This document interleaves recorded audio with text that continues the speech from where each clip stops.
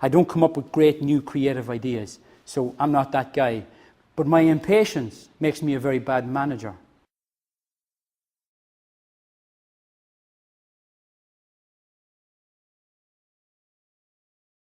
Management and encouraging people. I am a crap guy at giving somebody encouragement, and I will clap you on the back if you do a good job. If you do a bad job, you look in my eye and you can see the frustration, and that's demoralising. And I had brought in a general manager some years ago, and he said, Seán, I spend all day, every day, creating a wonderful environment which is mentoring and growing and nurturing and empowering, and then you come into the building and you wreak havoc. So I have to understand that I'm not a great manager. I am your typical entrepreneur.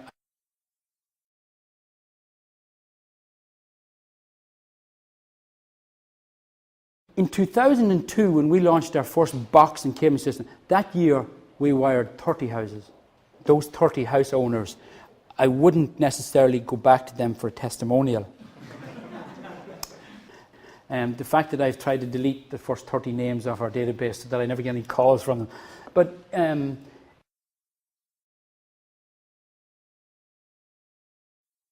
one of the fundamental flaws that I have found, I'm really bad at recruiting anybody. I stopped even recruiting people because I'm just so bad at it.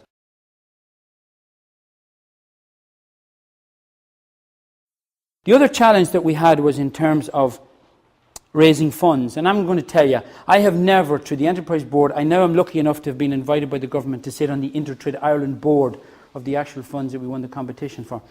But I have yet ever to see a really good business idea.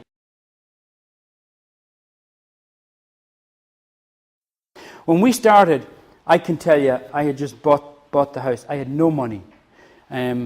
So I went off, and what did I do? At night, I moonlit giving courses to entrepreneurs around the country.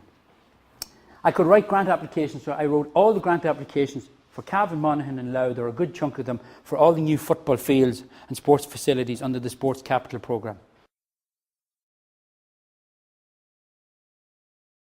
There was a time when I was running around in the media, but anything to do, I mean, if there was it's like I have a bit of a background in politics, so anybody who knows anything about politicians, as soon as a camera is produced, they're like moths to a light.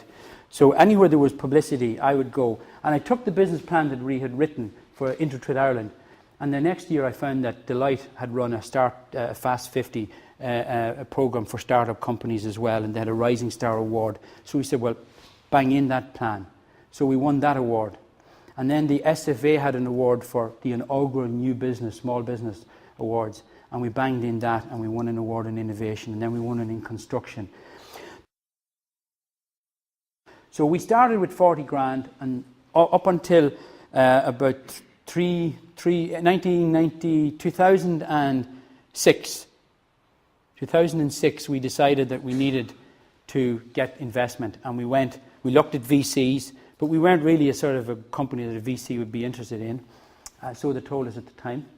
We weren't really going to be a super company for a bank, because banks didn't really understand and didn't really like sort of what we were in, and we didn't have that much collateral.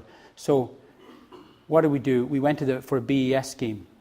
And a BES scheme allowed investors to put money into the company, get tax back on their investment, on their grant, on their money, and then leave the money in the company for 5 years, which was a risk. But then we offered, as all the BES companies do, to give them a return or a premium of about 15%, 20%. So it meant that we had nearly their million. We borrowed 750k for 5 years in the business, which allowed us. That was the cash flow to grow. And then I understood very much that the pig-headedness that I had in the beginning of not wanting to borrow money would be a thing that would limit us.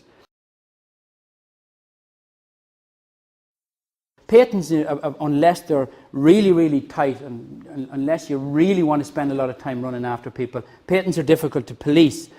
But we use it as a deterrent, apart altogether from the tax issue on royalties.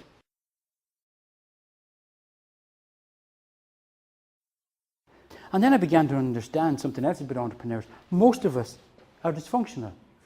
Normal people would go home at 5 o'clock in the evening, play with their kids, do their homework, have a nice, relaxing, healthy tea, chop the vegetables, do whatever you do, walk the dog, watch a bit of TV, massage your partner's feet, drink a glass of wine and go to bed. What do entrepreneurs do? They're beavering away in their office, they're running around, mad ideas in their head. They don't eat properly, they don't take time to look after themselves, and we work until the early hours in the morning. So we are a little dysfunctional.